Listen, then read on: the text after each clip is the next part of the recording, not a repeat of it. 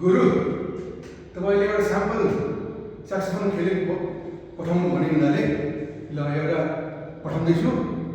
महिनो भइसक्यो नबजाएको, त्यही पनि म ट्राई गर्छु है त।